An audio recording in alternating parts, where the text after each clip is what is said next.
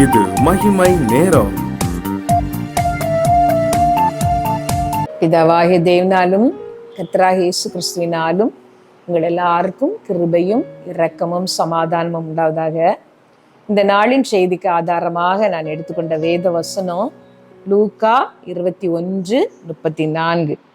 உங்கள் இருதயங்கள் பெருந்திண்டினாலும் வெறியினாலும் லௌகீக கவலைகளினாலும் பாரமடையாத படிக்கும், நீங்கள் நினையாத நேரத்தில் அந்த நாள் உங்கள் மேல் வராத படிக்கும் எச்சரிக்கையாயிருங்கள். எச்சரிக்கையாயிருங்கள் என்ற தலைப்பிலே நாம் பார்த்து வருகிறோம். ஒரு நிமிடம், கடந்த 5 நாட்களும் நாம் பார்த்தவைகளை யோசித்து பாருங்கள். எதிலெல்லாம் நாம் எச்சரிக்கையா இருக்க வேண்டும் என்று ஞாபகத்துக்கு வருகிறதா? நாம் எச்சரிக்கையா இருக்க வேண்டும் என்று இயேசு சொன்னவைகளை நாம் பார்த்து வருகிறோம். இந்த நாளிலே நாம் பார்க்க போகிற இந்த வசனம் கடைசி காலத்தை பற்றி, கடைசி நாட்கள் கொடிய காலம் என்று வேதம் சொல்கிறதே, அந்த நாட்களை பற்றி ஆண்டவர் சொல்லும் பொழுது சொன்ன ஒரு ஆலோசனை, உங்கள் இருதயம் பெருந்திண்டினாலும் வெறியினாலும் லௌகீக கவலைகளினாலும் பாரமடையாதபடிக்கு எச்சரிக்கையா இருங்கள்.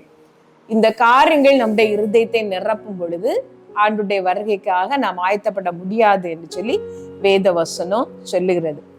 3 காரியங்கள்: பெருந்திண்டி, உலக ஆசாபாசங்கள், உலக இன்பங்கள், அதே பிரதானமாக நினைத்து அதன் பின்னால் போகிறது. கேளிக்கைகள், உலக காரியங்கள், சிலருக்கு அதிலே ஒரு சந்தோஷம், அதுதான் வாழ்க்கை, அதுதான் இன்பம் என்பது போல அவைகளுக்கு பின்னால் போய் கொண்டு இருப்பார்கள்.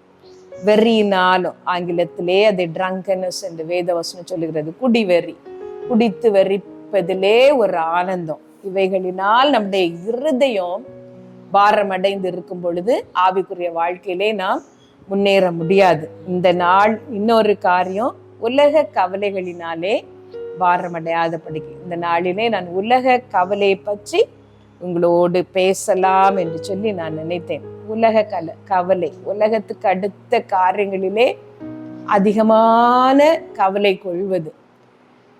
இயேசு கிறிஸ்து அந்த பரலோக ராஜ்யத்துக்கான காரியங்களை சொல்லும் பொழுது அவர் சொன்னார், என்னத்தை உண்போம், என்னத்தை உடுப்போம், என்னத்தை குடிப்போம் என்று கவலைப்படாதிருங்கள் என்று சொல்லி, இவைகள் எல்லாம் உங்களுக்கு வேண்டியவைகள் என்று உங்கள் பரமபிதா இருந்திருக்கிறார். நாம் சாப்பிடுவதற்கும் உடுப்பதற்கும் கவலைப்பட வேண்டாம். ஆகாயத்து பட்சிகளை கவனித்து பாருங்கள், அவைகள் விதைப்பதோ அறுப்பதோ இல்லை, ஆனாலும் கர்த்தர் பிழைப்பூட்டுகிறார்.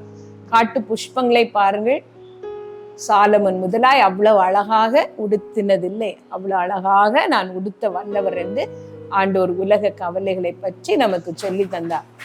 ஒரு காலத்திலே சாப்பிடுவதற்கு என்ன, அடுத்த நாள் என்ன சாப்பிடுவது, என்ன உடை உடுத்துவது என்பதெல்லாம் பெரிய கவலைகளாக இருந்தது. அந்த காலத்து தாய்மார் பிள்ளைகளுக்கு என்ன சாப்பிட கொடுப்பது, ஒரு நேரம் உணவு சரியாக கொடுக்க முடியவில்லையே என்று கவலைப்பட்ட பெற்றோர் ஏராளம் அந்த நாட்களிலே இருந்தார்கள். ஆனால் இன்றைக்கு அது பெரிய கவலை இல்லை. சம்பூர்ணமாக நாம் சாப்பிடுகிறோம். சாப்பிடுவதற்கு அவ்வளவு கஷ்டமில்லாத ஒரு காலத்திலே நாம் வாழ்கிறோம். ஆனா அதுவும் கூட ஆபத்தானது. சோதோம் கொமோராவின் பாவத்தை பற்றி சொல்லும் பொழுது ஆகார திரட்சியாகிய சாங்கோபாங்கம் என்று சொல்லியிருக்கிறது. இந்த நாட்களிலே வீணடிக்கப்படுகிற ஆகாரத்தை போல எந்த நாட்களிலும் ஆகாரம் வீணா ஆகி இருக்காது. எவ்வளவு கஷ்டப்பட்டு உழைத்து அந்த தானியங்களையும் பொருட்களையும் விளைவிக்கிறார்கள் என்பதை நாம் யோசித்து பார்ப்பதே இல்லை. வேத வசனம் நமக்கு சொல்லுகிறது, உலக காரியங்களுக்காக, சாப்பிடுவதற்கும் உடுப்பதற்கும் அடுத்த காரியங்களுக்காக நாம் கவலைப்படக்கூடாது என்று. இப்பொழுது நம்முடைய கவலைகள் எல்லாம் சம்பூர்ணமாக வாழ்வதை பற்றி நான் வேதத்துல பார்த்தேன், யோசித்து பார்த்தேன். யாராவது ஒருவர் ரொம்ப சம்பூர்ணமாக சாப்பிட்டு திருப்தியாக உடுத்தவர், அடுத்தது எதை தேடினார், வாழ்க்கையிலே என்ன வேண்டும் என்று தேடினார் என்று வேதத்துல நான் தேடி பார்த்த பொழுது ஒருவரை கண்டேன். அவர்தான் சாலமோன். பிரசங்கிலே சொல்லியிருக்கிறது, அந்த சாலமோனுக்கு ஆண்டவர் எல்லாவற்றையும் கேளாத ஐஸ்வர்யத்தையும் சம்பூரணமாக கொடுத்தார். அவர் சம்பூர்ணமாக சாப்பிட்டார் என்று வேதத்துல நான் பார்க்கிறோம், அவருக்கு அந்த ஆகாரம் டர்ன் படி முறைப்படியே கொண்டு வருவதற்கு புழுக்கள் இருந்தது. எல்லாம் அவருக்கு திருப்தியாக வந்தது. எல்லாம் திருப்தியாக இருந்த பொழுது அவர் என்ன தேடினார் என்று வேதத்துல நான் வாசிக்கும் பொழுது, பிரசங்கி 2வது அதிகாரத்திலே 2வது வசனம் நான் பார்க்கிறோம். நகைப்பை குறித்து அது பைத்தியம் என்றும், 1வது வசனத்திலே நான் என் உள்ளத்திலே சொல்லிக் கொண்டது என்னவென்றால், வா இப்பொழுது உன்னை சந்தோஷத்தினாலே சோதித்து பார்ப்பேன், இன்பத்தை அனுபவிப்பேன் என்றேன். இதுதான் ஆகாரமும் உடையும் நமக்கு திருப்தியாக இருக்கும் பொழுது அடுத்தது நாம் தேடுவது சந்தோஷத்தினாலே திருப்தி ஆகலாமா என்று சொல்லி, இந்த சாலமோன் பெரிய பெரிய காரியங்களை தேடினார். எனக்கென்று நான் தோட்டங்களை நாட்டினேன், எனக்கென்று பெரிய வீடுகளை கட்டினேன், என் வீட்டிலே வேலைக்காரர்கள் பிறந்தார்கள், சங்கீதக்காரர்களை சம்பாதித்தேன், திராட்சை ரசத்தினால் என்னை திருப்தியாக்கினேன், இப்படி எல்லாம் நான் செய்தேன், உலக எல்லா சம்பத்தையும் சம்பூரணமாக அனுபவித்தேன் என்று சொன்ன அவர் கடைசியாக அவர் சொன்னது, காரியத்தின் கடை தொகையை கேட்போமாக என்று சொல்லிவிட்டு ஒரு காரியத்தை அவர் சொன்னார். நான் வாசிக்கிறேன். காரியத்தின் கடைசிக்கு முந்தின வசனம் 12ஆம் அதிகாரம் 13. காரியத்தின் கடை தொகையை கேட்போமாக, தேவனுக்கு பயந்து அவர் கற்பனைகளை கைக்குள், எல்லா மனுஷர் மேலும் விழுந்த கடமை அதுவே. தேவனுக்கு பயந்து கற்பனைகளை கைக்குள். உலகத்துக்கு அடுத்த காரியங்கள் நமக்கு கொஞ்சம் சம்பூர்ணமாகிவிட்டால் உலக சந்தோஷங்களை தான் நாம் திரும்ப திரும்ப தேடுகிறோம். ஆண்டவருக்கு அடுத்த காரியங்களிலே நாம் நம்முடைய ஈடுபாடுகளை குறைத்து விடுகிறோம். வேதம் சொல்லுகிறது, நாம் கர்த்தருக்கு அடுத்த காரியங்களை நாம் தேட வேண்டும். இந்த உலக கவலை ஆண்டவரோடு உள்ள நம்முடைய உறவை பாதிக்கும்.